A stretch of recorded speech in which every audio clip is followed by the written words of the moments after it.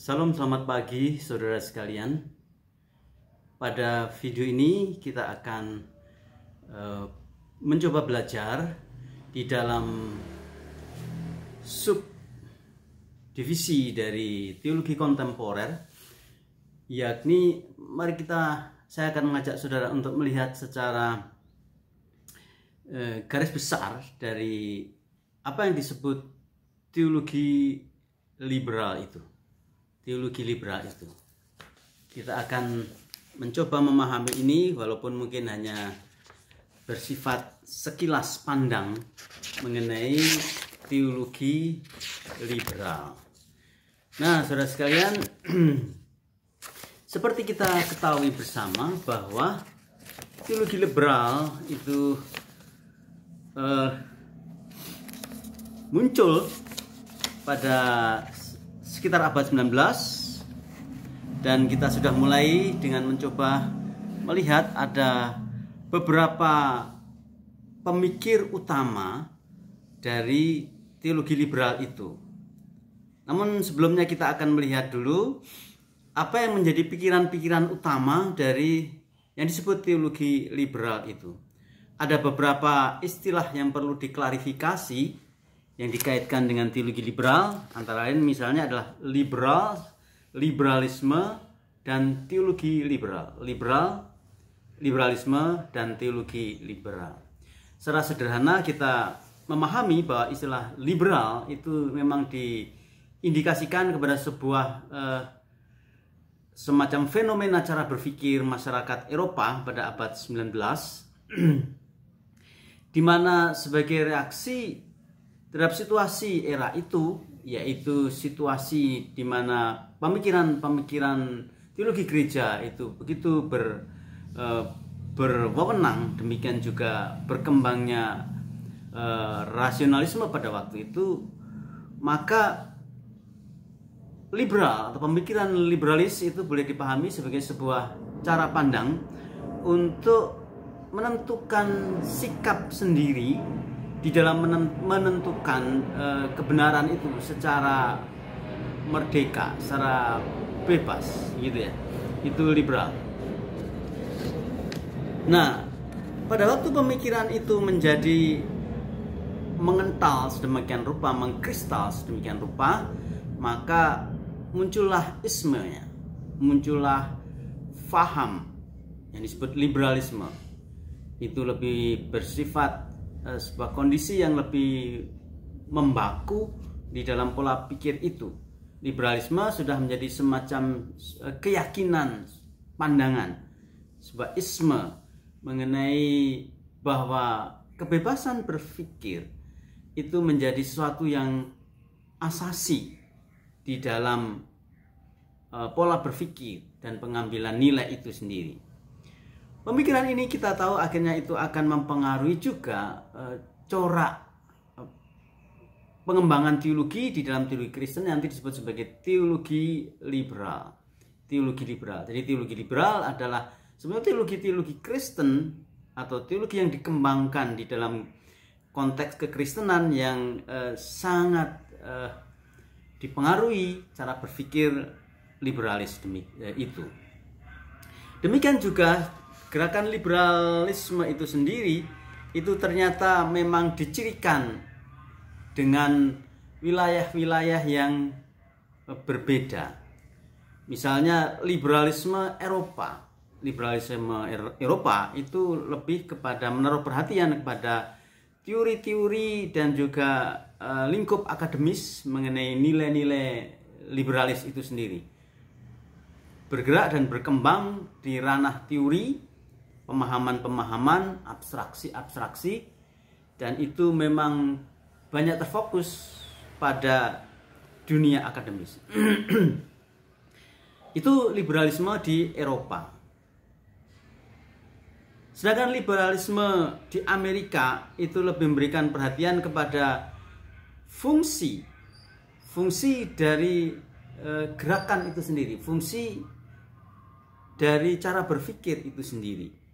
Lebih pragmatis atau lebih berkaitan atau lebih dikaitkan dengan hal yang bersifat fungsional dari teori-teori atau nilai-nilai liberalis itu.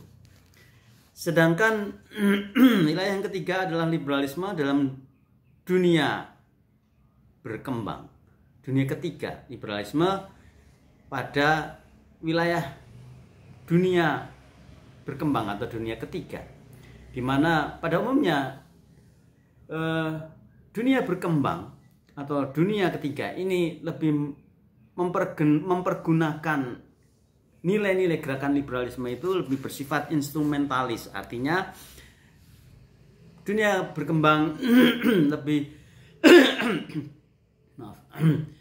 lebih mengakomodasi nilai-nilai liberalisme itu dalam konteks untuk pemenuhan kebutuhan fungsi di dalam aspek kehidupan masyarakat itu sendiri. Itu yang disebut sebagai perhatian pada dimensi instrumentalis.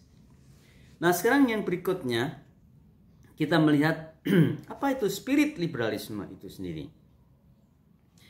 Ada beberapa poin yang dikaitkan dengan spirit, kegairahan dari liberalisme itu. Yang pertama, liberalisme sebagai gerakan reaksi melawan rasionalisme. Jadi pada awalnya liberalisme itu semacam sebuah counter terhadap rasionalisme. Ya, rasionalisme sangat dikaitkan dengan paham naturalisme. Secara sederhana maksudnya ini adalah rasionalisme itu cenderung untuk membangun nilai berdasarkan fenomena-fenomena konkret dari kealamiahan. Ya. Jadi rasio, ya, sistem nilai dan kebenaran itu diyakini hanya bisa disimpulkan dari fakta-fakta alamiah, di luar apa yang dapat dirasakan, apa yang dapat dianalisa dari alam itu dianggap tidak ada. Itu rasionalisme atau dekat sekali dengan naturalisme. Nah, dalam hal ini gerakan liberalisme mencoba untuk mengcounter pandangan ini dan berusaha mengatakan dan meyakinkan, oh tidak, bahwa kebenaran tidak melulu ditemukan di dalam alam atau di dalam fenomena-fenomena indrawi, atau kebenaran tidak hanya bisa dibuktikan oleh panca indera manusia, 5 panca indera manusia. Tetapi liberalisme ingin mengingatkan bahwa ada nilai-nilai, ada kebenaran yang melampaui dari apa yang dapat ditemukan di dalam pengalaman, ya, eksperimen dari indera manusia itu. Itu yang pertama, liberalisme sebagai gerakan reaksi melawan rasionalisme. Yang kedua, liberalisme sebagai hasil dari revolusi industri dan yang disebut sebagai zaman panen. Ya, pada abad 19 itu memang terjadi sebuah tren masyarakat di mana teknologi mulai berkembang, dan di situ mulai muncul banyak sekali penemuan-penemuan dan mulai dikembangkan teknologi yang nanti akan menggantikan, khususnya teknologi industri, revolusi industri nanti akan menggantikan tenaga manusia itu dengan tenaga mesin. Nah, liberalisme sebagai hasil dari kondisi ini, bahwa ternyata revolusi industri itu sangat mempengaruhi terhadap perubahan kondisi sosial masyarakat. Ya. Mengapa demikian? Karena akhirnya mesin itu akan menggantikan kinerja dari manusia, dan dampak dari itu, ya, kita pasti mengetahui akan terjadi perubahan-perubahan sosial yang signifikan dari sistem pertanian, industri, macam-macam, percepatan produksi, macam-macam itu berdampak luar biasa. Ya. Dampak yang paling konkret tentu adalah tidak lagi mempergunakan tenaga manusia di dalam pekerjaan itu secara masif, ya. Karena tenaga kerja itu akan digantikan oleh mesin, dan itu akan menghasilkan mentalitas sosial yang berubah dari mentalitas petani kepada mentalitas industri, dari nilai-nilai cara pandang petani, ya, berubah menjadi cara pandang nilai-nilai masyarakat industri, dan ini sebuah pergantian kehidupan sosial. Dan situasi ini menghasilkan atau memunculkan satu paham yang disebut liberalisme tadi, ya. Spirit yang ketiga, liberalisme sebagai sebuah usaha humanisasi penyataan ilahi atau kebenaran. Ada istilah making of divine. Maksudnya ini apa, saudara? Maksudnya secara sederhana itu ialah kalau era-era sebelumnya bahwa pandangan mengenai penyataan ilahi atau kebenaran revelasional, kebenaran wahyu itu dianggap sebagai sebuah fakta, ya, yang tidak diragukan. Artinya ada realitas supranatural yang berintervensi dalam dunia natural. Itu adalah fakta yang diterima masyarakat pada waktu itu. Nah, era ini mulai berubah, saudara-saudara. Dalam era liberalisme itu mereka mulai mengkritisi bahwa yang dikategorikan sebagai wilayah-wilayah penyataan, wilayah-wilayah pewahyuan, itu mereka mulai kritisi dan mereka mulai berpandangan itu ternyata adalah hasil dari kebudayaan. Ya. Termasuk misalnya kitab suci itu hasil dari kebudayaan. Jadi agama dan iman mulai dilihat sebagai sebuah fenomena dari atau salah satu fenomena dari sebuah fenomena utuh dari kebudayaan itu. Hanya memang wilayahnya wilayah supranaturalitas, begitu ya. Wilayah ketuhanan dan keilahian. Akhirnya kesimpulannya, toh walaupun itu disebut sebagai wilayah ketuhanan, itu kan juga ciptaan manusia, ciptaan pikiran manusia. Sehingga di dalam liberalisme ada sebuah tren untuk menghumanisasikan penyataan ilahi itu, ya. Bukan lagi mensupranaturalkan itu ya, kebenaran ilahi. Tapi mulai ada pandangan dan mulai ada semacam pandangan atau kepercayaan bahwa hal yang bersifat supranatural yang diungkapkan dalam bahasa keagamaan, toh itu juga merupakan gagasan manusia, ciptaan manusia, olah pikiran manusia. Ya, kalau manusia bisa misalnya itu membuat pemikiran mengenai pertanian, mengenai teknologi, ya, mengenai mesin-mesin, ya, yang bisa bekerja lebih cepat dan menghasilkan produk-produk mesin. Nah, pemikiran tentang ketuhanan pun sama, hanya wilayahnya beda. Manusia bisa memikirkan bukan hanya hal yang bersifat naturalitas. Itu manusia ternyata juga adalah manusia juga diberikan kemampuan atau memiliki kemampuan untuk memikirkan hal yang bersifat supranaturalitas. Nah, itu seperti itu. Itulah sebabnya ada istilah making of divine, ya. Jadi sebuah kegiatan untuk menciptakan yang ilahi, making of divine. Yang ketiga, yang keempat, spirit liberalisme itu dinyatakan sebagai reaksi terhadap doktrin sosialis Marxis. Ya, kita tahu sedikit mengenai hal itu, bahwa Marxisme itu memang membangun teori sosialisnya itu berdasarkan doktrin, ya, ateisme, begitu ya. Doktrin ateisme yang sangat dekat dengan naturalisme. Ya. Bahwa di dalam ateisme kita tahu bahwa Tuhan itu tidak ada, yang ada adalah alam, nature, ya. Baik. Alam itu dilihat sebagai puncak, ya, dari realitas, ya. The ultimate reality itu adalah alam, itu Marxis. Nah, liberalisme sebenarnya reaksi terhadap hal itu. Jadi secara rasional, secara pandangan dan secara usaha apologetika, liberalisme ingin membuktikan bahwa teori evolusi Marxis itu salah, begitu ya. Yang kelima, liberalisme sebagai reaksi terhadap ilusi dan delusi konservatisme dan fundamentalisme. Jadi sebenarnya secara sederhana kita melihat ada dua sayap ekstrim yang ingin direaksi, di counter oleh liberalisme. Ekstrim yang pertama itu adalah nilai-nilai evolusionis Marxis atau doktrin sosialis Marxis yang berbasis pada teori evolusi karena berbasis kepada pandangan ateistik gitu ya. Tapi sebaliknya ada gerakan di dalam gereja Kristen, orang Kristen itu orang-orang konservatif atau orang fundamentalis yang tercenderung itu cara berpikirnya itu ilusi. Jadi memandang atau membangun nilai kekristenan itu lebih berdasarkan kepercayaan mistik gitu ya. Alkitab itu dipahami secara mistik, secara magis. Alkitab itu apa? Alkitab itu berisi mengenai tulisan-tulisan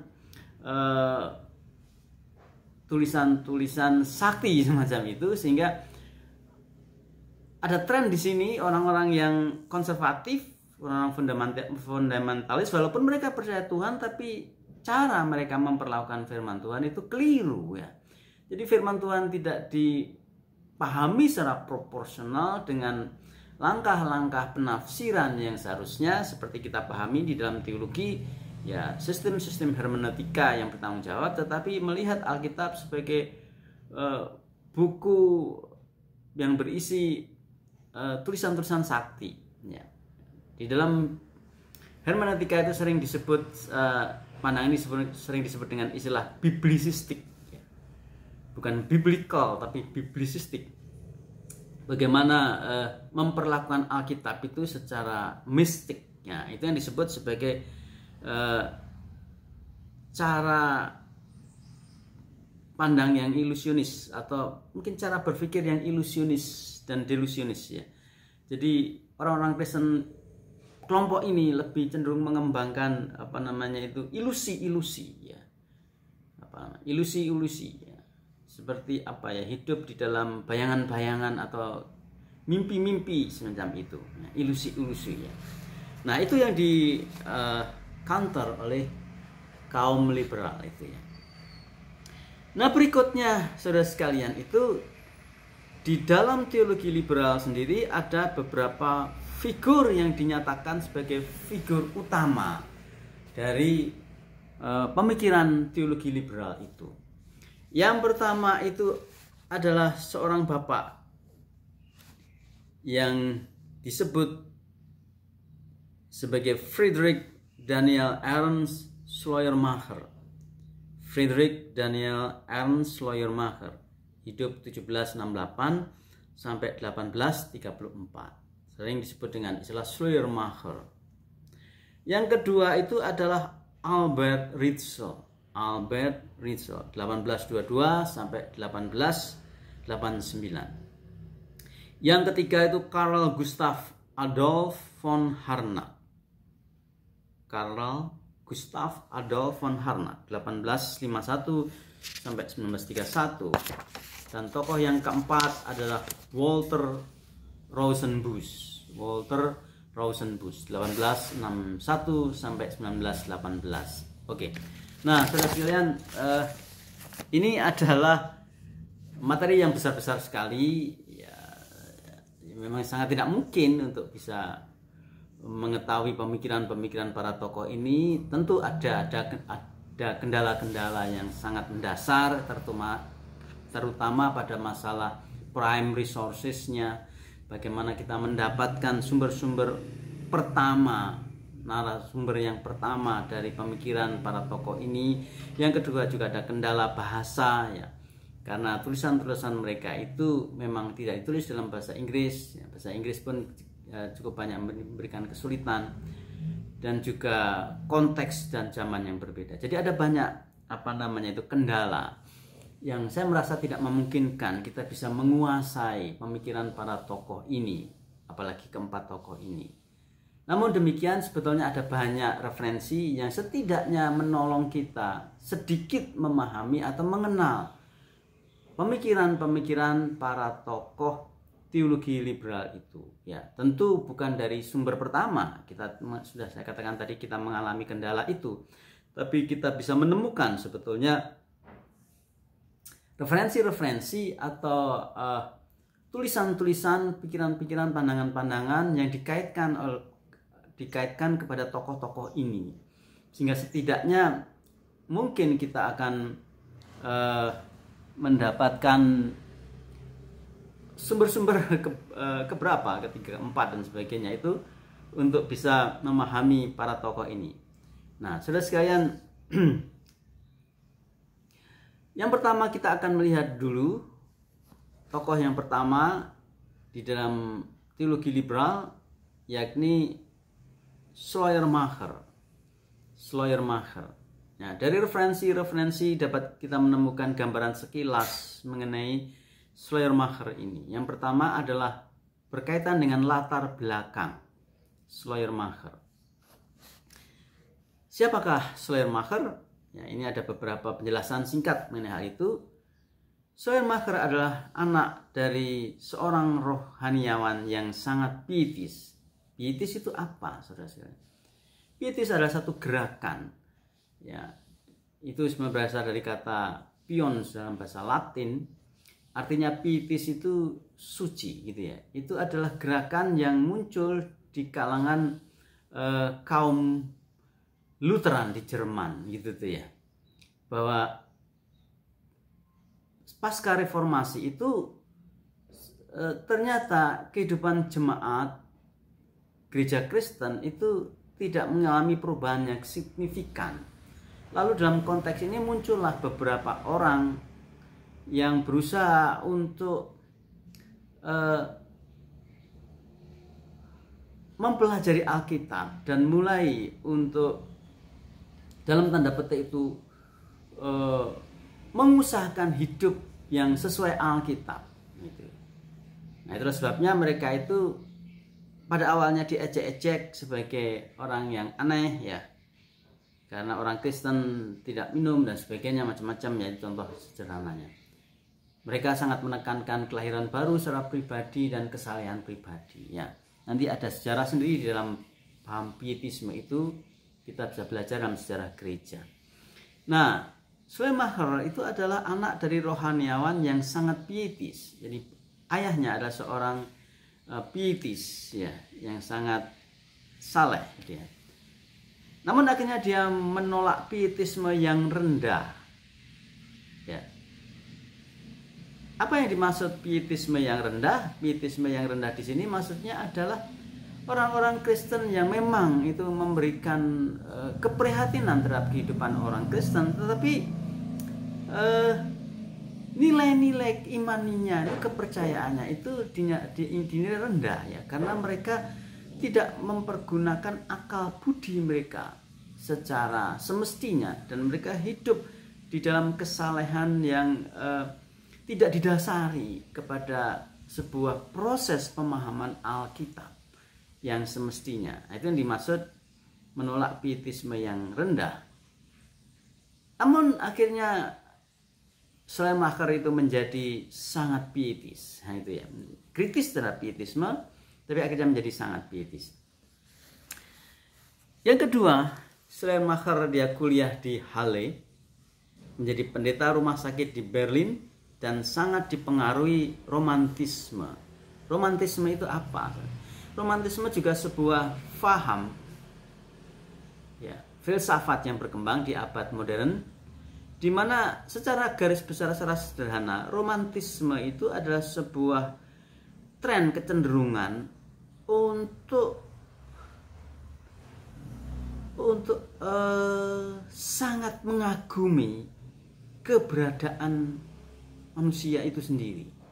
Jadi dalam romantisme, kehidupan itu yang paling indah itu adalah di dalam keberadaan manusia itu sendiri. Terus sebenarnya kalau kita membaca atau kita melihat misalnya buku-buku ensiklopedi misalnya, kan kita cari romantisme, kita akan menemukan salah satu bentuknya ialah dalam era ini kesenian itu sangat berfokus kepada tubuh manusia, ya, lukisan tubuh manusia, patung tubuh manusia dan sebagainya. Jadi sederhananya romantisme itu adalah sebuah faham yang beranggapan bahwa di dalam kehidupan itu tidak ada yang lebih menarik, tidak ada yang lebih agung, tidak ada yang lebih indah selain keberadaan manusia itu sendiri, gitu ya. Manusia itu menjadi puncak keindahan. Nah, itu sederhananya seperti itu. Nah, Schleiermacher itu sangat dipengaruhi oleh romantisme atau paham romantisme. Nanti akhirnya pandangan teologianya pun akan lebih cenderung romantik atau lebih cenderung antroposentristik, begitu ya. Nah, itu kira-kira. Dan akhirnya dia menjadi seorang guru besar, menjadi profesor di Halle. Yang ketiga, Schleiermacher adalah seorang nasionalis Jerman dan sangat memperjuangkan kesatuan kaum Lutheran dan Reform di Prusia. Nah, ini juga menjadi suatu yang menarik. Ternyata ada sebuah fenomena di Prusia bahwa orang-orang Kristen Lutheran dan orang-orang Kristen Reform, ini adalah orang Kristen Reformasi, itu mereka tidak akur gitu ya. Mereka tidak berdamai. Mereka bermusuhan, dan Schleiermacher itu memiliki keprihatinan kepada mereka ini dan berusaha untuk memperjuangkan kesatuan antara orang-orang Lutheran dan orang-orang Reform itu ya, seperti itu. Yang keempat, Schleiermacher juga disebut sebagai seorang pengkhotbah, pengajar, teolog, yang akhirnya memang beliau diberi gelar sebagai Bapak Liberalisme. Jadi dari sampai saat ini kita melihat ada beberapa poin yang bisa disatukan untuk memahami liberalisme Schleiermacher ini. Yang pertama itu andil yang disebut sebagai andil gerakan yang sangat memusatkan pada kekristenan pribadi, pietisme tadi ya. Sangat melihat kekristenan secara personal. Ya, yang sangat mementingkan kualitas dalam tanda petik kekristenan itu ya. Kelahiran baru, kesalehan dan sebagainya, itu memiliki andil. Ya. Juga andil dari sisi apa? Andil dari sisi keprihatinan terhadap rasionalisme. Ada andil ya situ. Juga ada andil dari sisi romantisme ya, yakni filsafat yang sangat berpusat kepada pengagungan terhadap manusia, homo mensura omnibus ya, manusia itu menjadi tertinggi, menjadi penentu terhadap semua nilai kehidupan dan perilaku kehidupan. Ada muara-muara yang bersatu, yang bertemu, dan akhirnya menghasilkan liberalisme yang sangat khas dari Schleiermacher ini.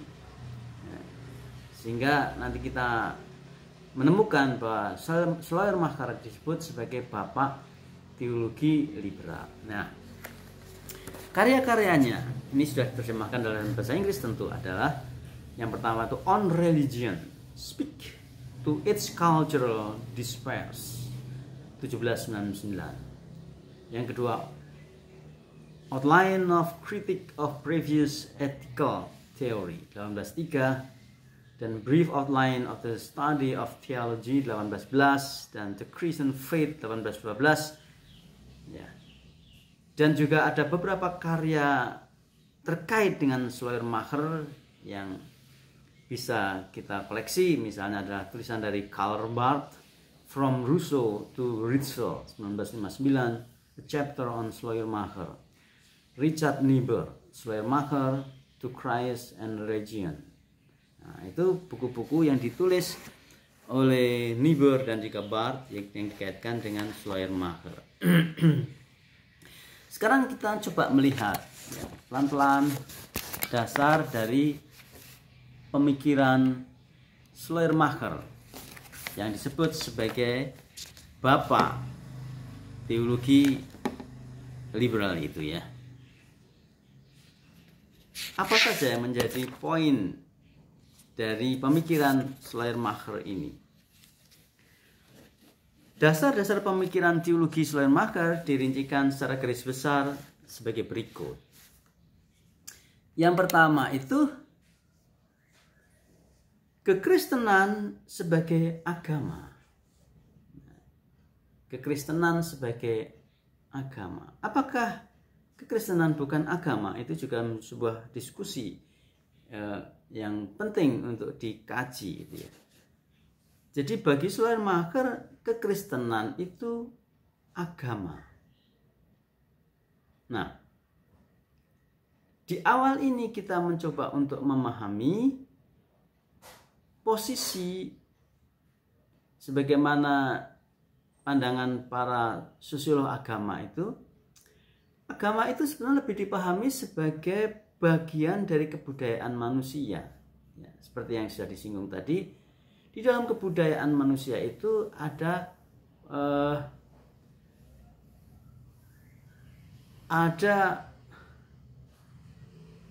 banyak dimensi, ada banyak sisi. Ya. Di dalam kebudayaan manusia itu merangkum semua hal yang dikaitkan dengan budi dan daya manusia itu sendiri di dalam melestarikan dan mengembangkan alam. Nah, itulah sebabnya di dalam kebudayaan manusia itu secara garis besar memang bisa dibagi di dalam dua kategori ya. Yang pertama itu kebudayaan-kebudayaan bersifat material, dan yang kedua itu kebudayaan-kebudayaan bersifat imaterial. Kebudayaan material itu adalah hasil kebudayaan yang bersifat fisik dari sebuah masyarakat itu. Misalnya alat pertanian, alat transportasi, bentuk rumah, ya, bahan-bahan yang dipakai di dalam beraktivitas kehidupan itu adalah hasil kebudayaan bersifat materi. Tapi dalam kebudayaan ada juga namanya itu kebudayaan-kebudayaan yang imaterial, yang berupa nilai-nilai, yang berupa faham-faham, yang berupa gagasan-gagasan yang bersifat kultural. Nah, agama itu dikategorikan bagian dari produk kebudayaan masyarakat yang imaterial itu. Nah, bisa dua-duanya kalau agama ya. Karena agama itu pada umumnya itu kan dikaitkan dengan dua aspek ya. Setiap agama itu selalu memiliki dua sisi. Yang pertama itu sisi kultus ya. Kultus itu apa? Kultus itu dikaitkan dengan kepercayaan, peribadatan atau faham-faham, kultus ya. Kultus, kepercayaan. Sedangkan di dalam agama selain di aspek kultus ada aspek kultur ya. Kultur itu adalah alat-alat untuk menyatakan ritual ya. Alat-alat untuk menyatakan ritual itu ya, misalnya tempat ibadahnya, terus kitab sucinya itu, terus kalau kultus itu isi kitab suci atau pemahaman terhadap kitab suci, kalau kultur itu adalah kitab sucinya itu sendiri. Nah, seperti itu. Nah, Schleiermacher berpendapat bahwa kekristenan itu tidak ada bedanya dengan fenomena agama yang lain ya. Kekristenan itu dipandang sebagai salah satu fenomena kebudayaan keagamaan masyarakat gitu ya. Nah, itulah sebabnya Schleiermacher berpendapat bahwa kekristenan itu agama. Lalu dia mengatakan, menurut dia fakta yang paling mendasar dari agama itu apa? Fakta yang mendasar dari agama itu adalah feeling ya. Jadi setiap penganut agama itu memiliki fakta yang sama. Setiap pemeluk agama itu memiliki realitas hakiki yang sama, apapun agamanya. Apapun agamanya, setiap orang yang beragama itu punya namanya itu feeling ya. Feeling keagamaan itu. Nah, feeling keagamaan itu akan nanti diwujudkan di dalam wujud ritual yang berbeda. Nah, diwujudkan dalam praktek-praktek keagamaan yang berbeda, gitu ya. Tapi pada hakikatnya setiap agama itu memiliki kesamaan yang dasariah. Nah, sering disebut dengan root identical dalam bahasa ini. Root identical itu akar identitas yang sama. Apapun agamanya, menurut Schleiermacher itu adalah akar atau dasar dari setiap agama itu adalah feeling. Nah, sekali lagi sebetulnya perbedaan-perbedaan ungkapan ibadah itu sebenarnya tidak signifikan, karena ungkapan ibadah itu adalah hasil dari kebiasaan dan pembiasaan masyarakat. Ya. Tapi yang paling hakiki agama itu pada dasarnya adalah masalah feeling, gitu ya. Dan dalam hal ini kita melihat adanya pengaruh pietisme itu yang sangat menekankan personal, ya, personal experience, religions itu pengalaman keagamaan pribadi, dan romantik, ya, filsafat romantik. Jadi ada pengaruh pietisme yang romantisme, itu ya, pietisme yang romantik sebagai pertentangan terhadap pengetahuan dan moral yang diyakini sebagai realitas agama. Maksudnya apa? Maksudnya ialah Schleiermacher melihat bahwa penganut-penganut agama itu telah memberikan dasar mengenai hakikat keagamaannya yang keliru, katanya begitu. Kelirunya di mana? Karena setiap penganut agama itu telah menjadikan pengetahuan dan namanya itu kode-kode moral sebagai dasar dari realitas agama. Nah, kalau pengetahuan dan nanti outputnya misalnya doktrin, ajaran, kepercayaan dan sebagainya, ya, dan juga apa namanya itu kode-kode moral itu menjadi dasar agama, itu menyebabkan apa? Menyebabkan friksi antar agama, karena setiap pengetahuan nanti akan menghasilkan doktrin dan ajaran-ajaran moralitas di dalam agama itu berbeda. Nah, Schleiermacher berpendapat perbedaan pengetahuan dan kode-kode moral setiap agama itu membuktikan bahwa pengetahuan dan kode-kode moral agama itu bukan dasarnya. Ya. Dalam bahasa Platonik itu bukan noumenanya, tapi fenomenanya.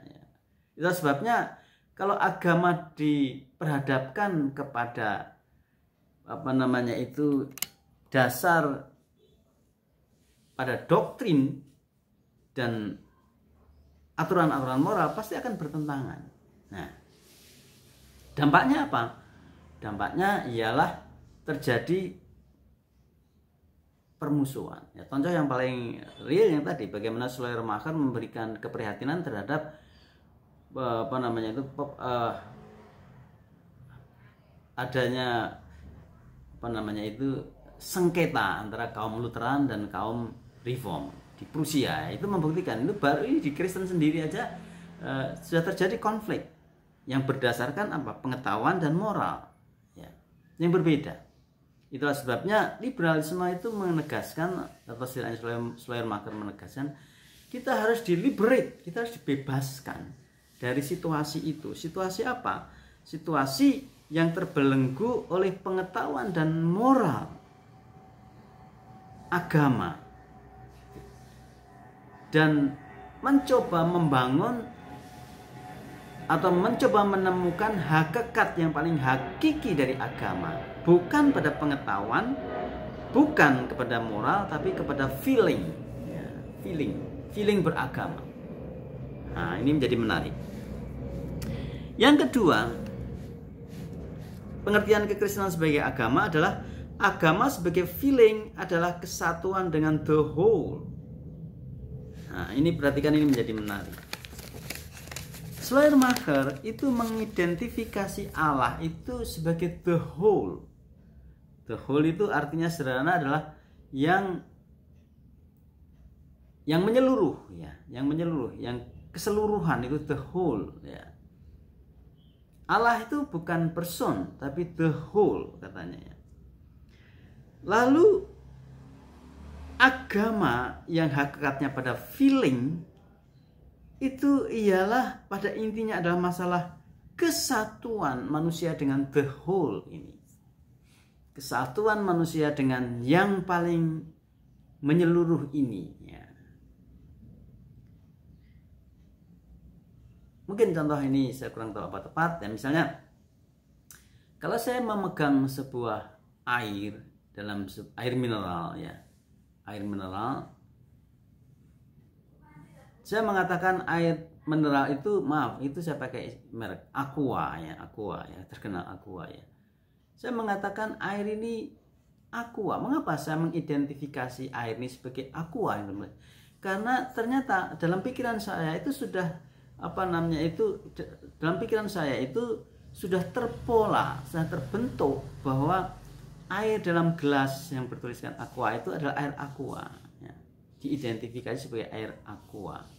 Nah, coba kalau air ini dalam gelas ini saya tuangkan di dalam lautan ya, maka kita sudah tidak bisa lagi mengidentifikasi air itu sebagai Aqua, karena air dalam gelas itu sudah fusion dengan air lautan itu. Nah, itulah menurut dia itu hakikat dari agama. Agama itu apa? Agama itu kesatuan ya, manusia dengan the whole ini, yang menyeluruh ini. Agama seharusnya harus sangat kecil, bahkan tidak ada disiplin intelektualnya, sebagaimana terdapat dalam tradisi gereja dan etika agama. Ini penting. Nah, dia mulai membuat sebuah rumusan mengenai agama. Agama itu seharusnya tidak dilekatkan dengan disiplin intelektual. Nah, doktrin ini sangat dikaitkan dengan disiplin intelektual. Doktrin apa saja? Ya, misalnya Calvinisme, kalau sudah isma itu sudah menjadi disiplin intelektual dan juga etika agama.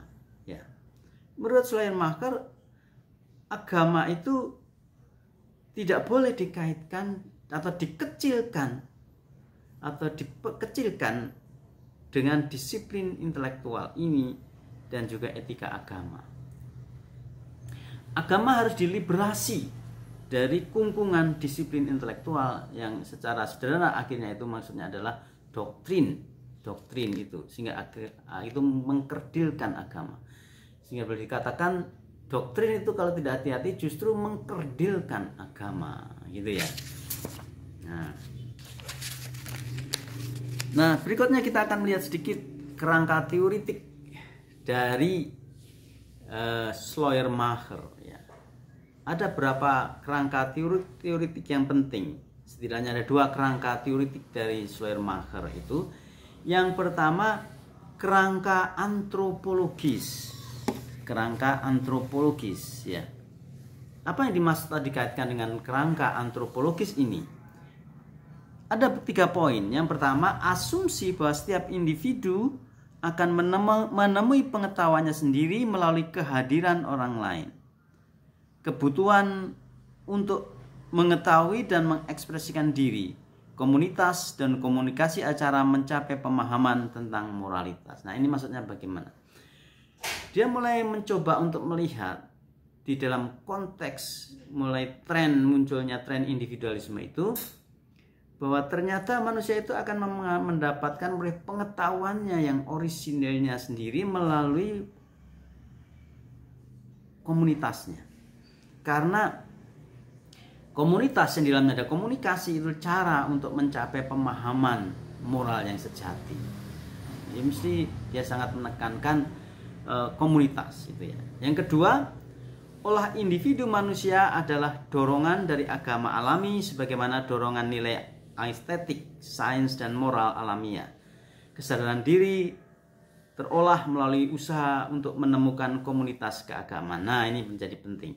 Artinya apa, saudara? Dia mulai melihat bahwa sebetulnya nilai agama yang paling hakiki itu tidak bedanya dengan nilai pengetahuan yang lain, ya, nilai estetika, nilai sains dan moral sebagainya, di mana nilai-nilai itu akan menjadi nilai yang semakin mature, semakin dewasa melalui apa? Melalui komunitas keagamaan. Jadi agama-agama harus sharing of life, dan di situ agama-agama akan semakin dimatangkan dan didewasakan. Yang ketiga, manusia adalah makhluk religius. Nah, ini penting. Ini sebenarnya untuk mengcounter paham naturalisme dan rasionalisme. Karena naturalisme sama sekali tidak memberikan tempat pada religiusitas manusia. Naturalisme, rasionalisme tidak memberikan tempat kepada dimensi supranaturalitas dalam diri manusia. Tapi liberal, setidaknya Schleiermacher mengatakan tidak, manusia adalah makhluk religius. Agama secara alamiah melekat pada tiap individu. Jadi setiap individu itu sebetulnya itu melekat dalam dirinya itu dimensi-dimensi keagamaan. Kemudian dalam pemikiran tradisi reform yang menegaskan bahwa manusia berdosa, dia juga ternyata juga sangat dipengaruhi oleh paham reform yang mengatakan bahwa manusia itu berdosa, ya. Yang mana manusia menyebutnya sebagai confusion, ya. Tapi Schleiermacher itu menyebut dosa itu sebagai confusion atau kekacauan. Dosa lebih dipahami sebagai sebuah kegagalan untuk mengelola ketergantungan total atau ketergantungan relatif dengan objek, yakni dunia yang berlawanan dengan Allah. Nah, inilah.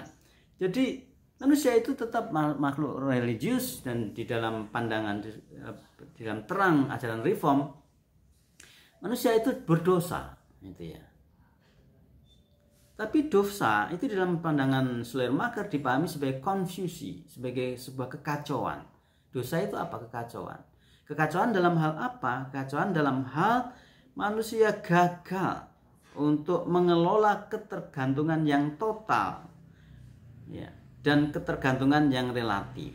Nah, itu ya. Manusia itu dosa, arti dosa itu confused, kacau, karena apa? Karena dia gagal untuk mengelola apa disebut sebagai ketergantungan itu. Yang pertama, ketergantungan total kepada the whole, kepada yang disebut yang ilahi itu. Yang kedua itu ketergantungan total, ketergantungan relatif, yaitu kegagalan di dalam bergantung kepada dunia dan manusia samanya. Nah, itu ini menjadi penting. Itu pengertian dosa dalam pengertian confusion itu ya. Terus selain kerangka antropologis, Schleiermacher kita juga menemukan gagasan mengenai kerangka teologisnya. Ya, kerangka teologisnya. Agama itu feeling, pietas, ya, seperti sekali lagi seperti yang sering menjadi perhatian, concern dari kaum pietisme yang lebih menekankan rasa pribadi itu ya. Agama adalah feeling. Dan agama, feeling adalah hati nurani menjadi ketergantungan absolut atau ketergantungan relasi total dengan Allah. Agama pada hakikatnya adalah feeling. Dan feeling itu dikaitkan dengan hati nurani manusia dan bagaimana kebutuhan untuk bergantung secara absolut kepada, atau yang bergantung secara total kepada yang the whole itu. Ini adalah dasar dari semua agama katanya ya. Dasar dari semua agama adalah hati nurani, kebutuhan mengenai hati nurani yang bergantung secara total kepada the whole, kepada yang ilahi itu. Nah, ini adalah dasar dari semua agama. Dasarnya bukan pada refleksi intelektual, tapi pada feeling tadi ya. Jadi dasar dari agama itu bukan doktrin, bukan olah intelektual, tetapi pada feeling, kesadaran yang konstan dengan another ya, adalah dasar dan sumber segala sesuatu. Jadi ada istilah the whole itu yang menyeluruh, dan another itu yang berbeda. Allah itu adalah yang berbeda itu, yang another itu ya, another. Jadi Hakikat dari agama adalah kesadaran yang konstan, ya, dengan yang another ini, ya, yang adalah sumber segala sesuatu, begitu ya. Nah, itu adalah dua kerangka teoritik dari Schleiermacher, kerangka antropologis dan kerangka teologis. Yang kedua, dasar dari teologi Kristen adalah pengalaman agama. Dasar dari teologi Kristen adalah pengalaman agama. Ada beberapa penjelasan di sini. Dua peristiwa historis krusial dalam Protestanisme, ya, menurut Schleiermacher. Jadi dalam Protestanisme itu ada dua peristiwa yang sangat penting, yang mesti harus mendapatkan perhatian dalam teologi Kristen. Yakni yang pertama, impak Yesus terhadap pengikutnya. Jadi yang pertama itu dalam Kristenan yang paling penting itu adalah impak dari Yesus terhadap pengikutnya. Jadi yang diutamakan adalah impaknya. Impak apa? Impak keteladanan Yesus. Para murid menjadi saksi langsung dari impak ini. Ini adalah sebetulnya dasar dari teori teologi Kristen dari Schleiermacher. Bagaimana impak itu apa? Impak itu semacam efek atau dampak yang dihasilkan dari kehadiran Yesus di tengah-tengah murid-muridnya, ya. Impaknya apa? Yesus itu memiliki kualitas hidup yang sedemikian mendalam sehingga dia itu hidupnya, kehadirannya itu berimpak pada para murid, sehingga hidupnya itu menjadi teladan yang begitu berpengaruh terhadap para murid. Jadi lebih kepada keteladanannya. Kekristenan itu apa?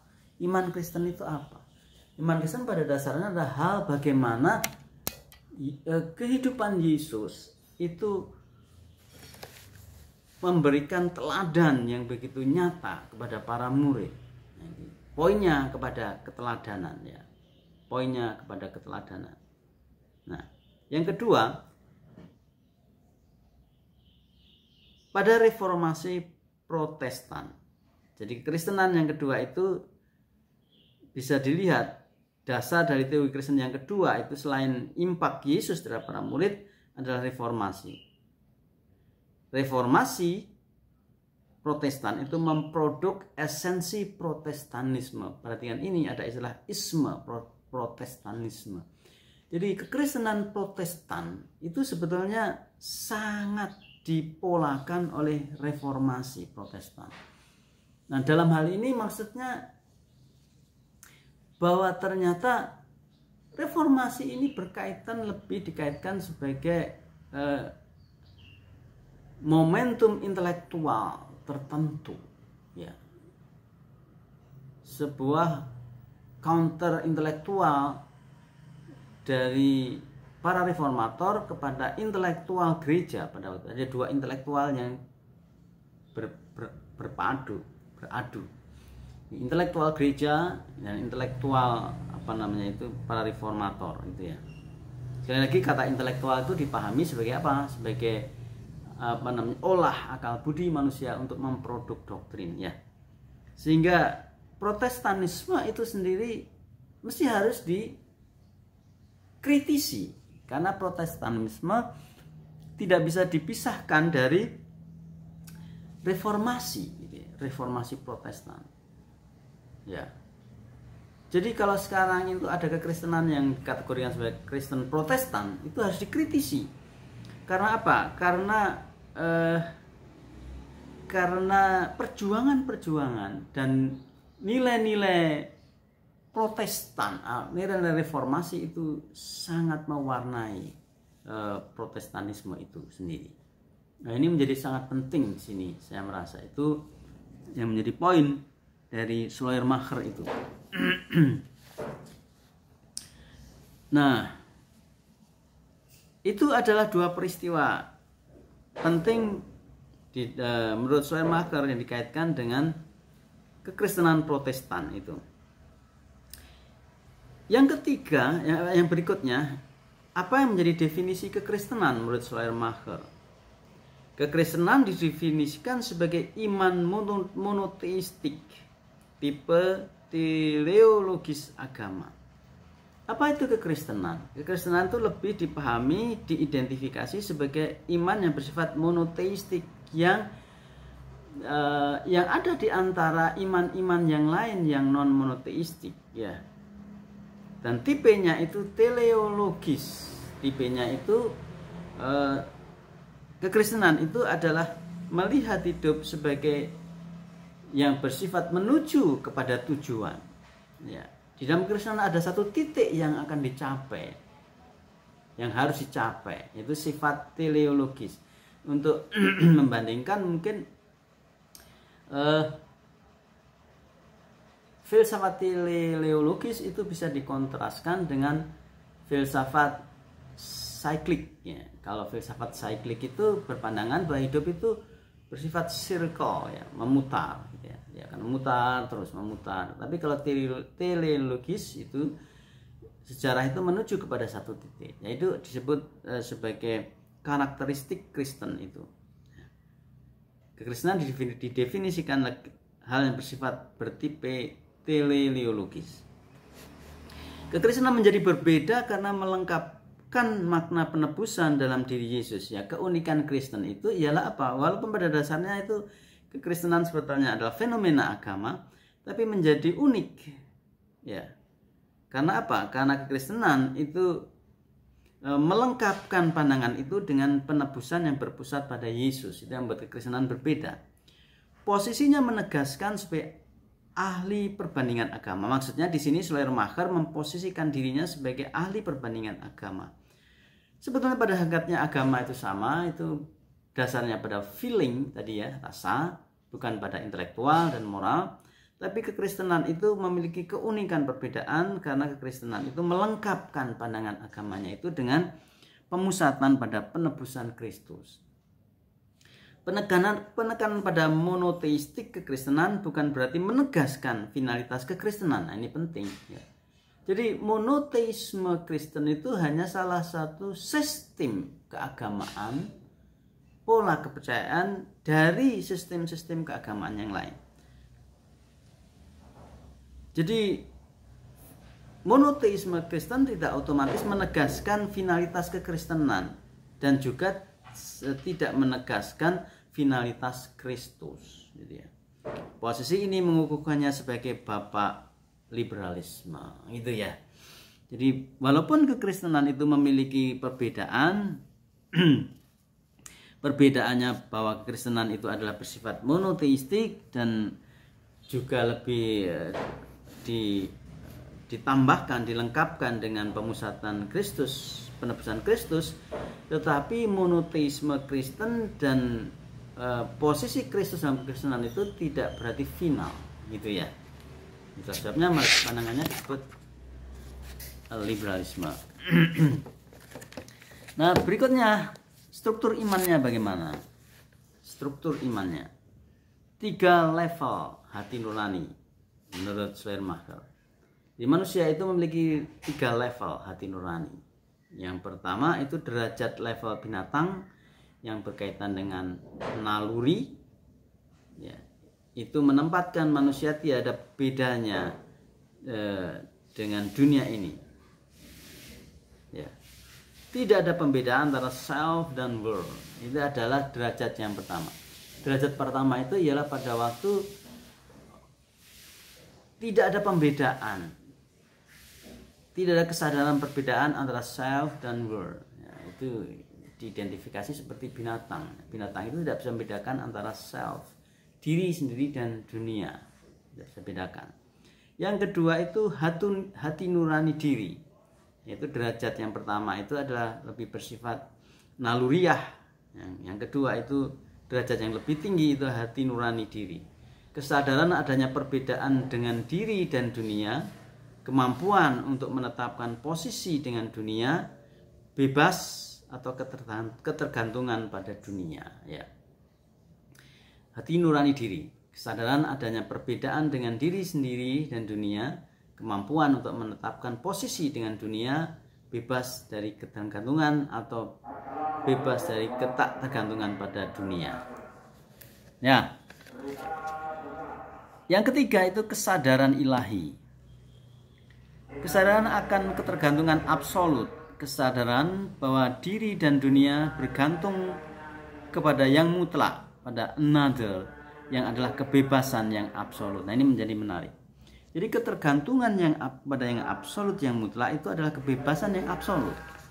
Nah, ini menjadi menarik, implikasinya nanti sangat menarik.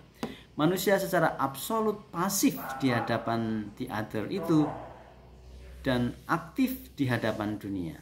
Nah, itu.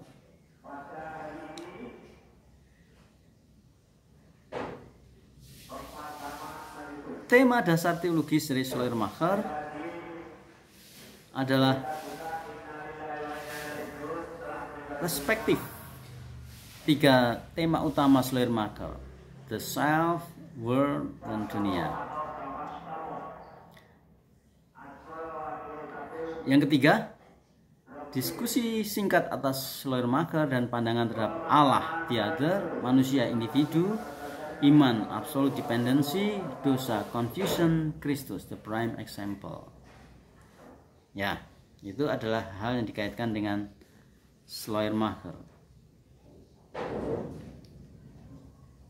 Kritik dan refleksi pada masalah feeling dan absolute dependency. Ya. Yang kedua, pada gagasan penyataan sebagai penyingkapan final Allah.